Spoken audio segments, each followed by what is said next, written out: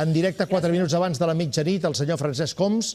Aquí les enquestes a les 8 del vespre auguraven que patria una patacada considerable, però els resultats finals li tornen a donar els mateixos escons que tenia. Senyor Homs, digui a les televisions públiques que no paguin les enquestes de les 8 del vespre, sisplau. És la segona vegada en 6 mesos que a vostè personalment li donen un disgust de mort. Bueno, les televisions públiques i alguns diaris que també han publicat enquestes semblants. Senyor Cuní, aquesta és la realitat, no? Això de les enquestes s'ha de revisar a fons, a tot arreu, i treballar amb altres mecanismes de dades.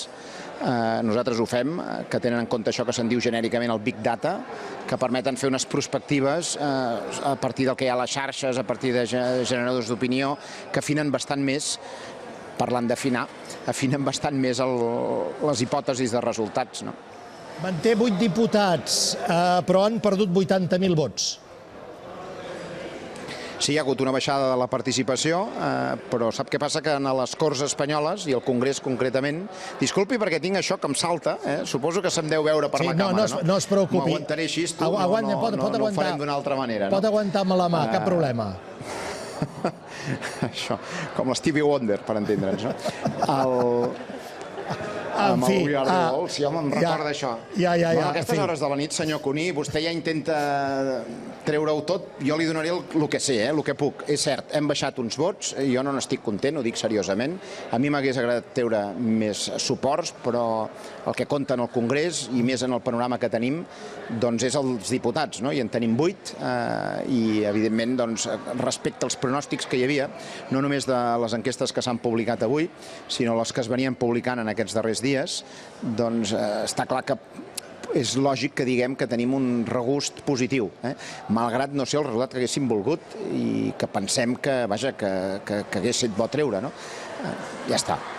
Per cert, si anem al Senat, allà sí que han perdut 4 senadors.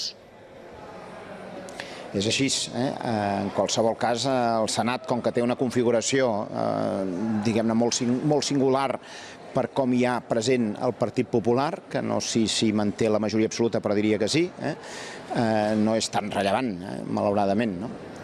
Tenint en compte les circumstàncies, però, hi ha una qüestió que és curiosa. Aquests dies, vostès especialment, i era de rebut que fos així, han carregat els neulers contra el Partit Popular per l'escàndol de les converses Fernández Díaz de Alfonso. Però no sembla que això a Catalunya hagi fet gaire efecte. Ans al contrari, el Partit Popular ha guanyat 50.000 vots. És així. Aquesta és una reflexió a fer-nos des del món sobiranista.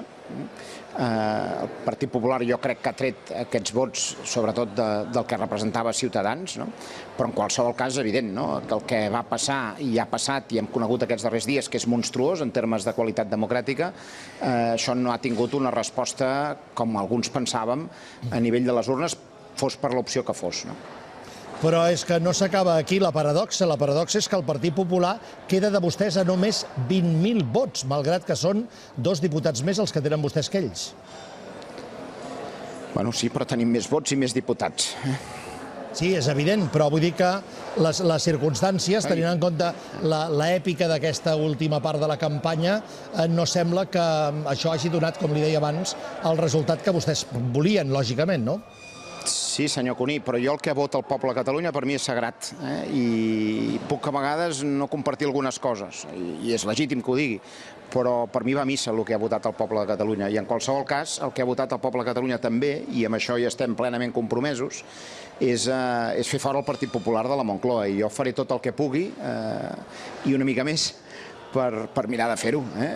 I jo crec que hi ha aritmèticament alternatives de govern que no passen pel Partit Popular i evidentment jo crec que hem de fer el possible per executar aquestes alternatives que no passen pel Partit Popular. Vol dir que avui poden tenir potser sí ells una nit una mica dolça i treure pit, ja hi estem acostumats, però com es diu col·loquialment riu més el que acaba rient últim, i ja ho veurem això com acaba aquestes properes setmanes. Si sumem el PSOE amb Unidos Podemos, amb Esquerra Republicana i amb Convergència, són 173. Per tant, necessitarien també del concurs, per exemple, o de Bildu o del PNB, que aleshores en tindrien alguns més. Tot això ho veu possible? Aquesta Macedònia la veu probable? Bueno, jo m'estimo més la Macedònia que no pas la fruita amarga, si em serveix la metàfora, li ho dic d'aquesta manera, és a dir, m'estimo més una Macedònia, i ho dic sincerament, evidentment, tot això expenses a seure en una taula i negociar. Jo vaig situar en nom de Convergència 15 punts, no hi haurà res gratuït aquí. La nostra posició té més valor ara que la que hi havia abans, encara que els diputats siguin els mateixos, perquè, evidentment, la hipòtesi d'unes terceres eleccions encareix el preu del nostre vot, indubtablement, no? I ja es veurà quines són les declinacions, però jo m'estimo més, torno a dir, una Macedònia que no pas la fruita amarga que representa, almenys des del meu punt de vista, el Partit Popular. En qualsevol cas, els torna a esperar una feinada important, se'l gira feina, senyor Homs, perquè la ciutadania, si més no, a Catalunya, això encara és més evident, sembla que durant aquests últims 6 mesos hagi aguantat la respiració, perquè ha portat pràcticament, només amb el mateix PP Ciutadans, els mateixos resultats. És exactament d'aquesta manera. Jo, confio que no hi haurà unes terceres eleccions i predisposició a seure'ns en una taula a negociar per part nostra hi serà. Senyor Homs, li agraeixo moltíssim que ens hagi acompanyat aquesta nit una altra vegada. Enhorabona perquè per segona vegada en 6 mesos, insisteixo, de l'enquesta de les 8 al resultat final de les 11, un abisme a favor de vostès, per cert. Algú dels que enquesta no els vol bé, no se'ls estima gaire. No, jo crec que ho han fet de bona fe, el que passa que simplement s'han de revisar, torno a dir, altres enquestes d'altres mitjans de comunicació aquests darrers dies donaven també dades semblants. Jo crec que és una qüestió d'un problema de mètode i de conèixer, i jo conec mecanismes alternatius que tenen en compte altres indicadors i altres fórmules de càlcul. També ha passat en la qüestió del Brexit, i jo es té en compte altres mètodes de treball, o això de les enquestes jo crec que està entrant a millor vida. Això sí, Convergència no, però les enquestes em sembla que sí. Moltes gràcies. D'avui en 8, Convergència haurà tancat la seva no refundació, sinó diguem que el seu dol com a Convergència per iniciar una nova formació que caldrà veure què en surt del Congrés Extraordinari, que ho decidirà d'aquí a una setmana. Amb aquests resultats es canalitzen les coses d'una manera determinada, una mica millor que amb uns resultats que haguessin suposat una tendència a la baixa?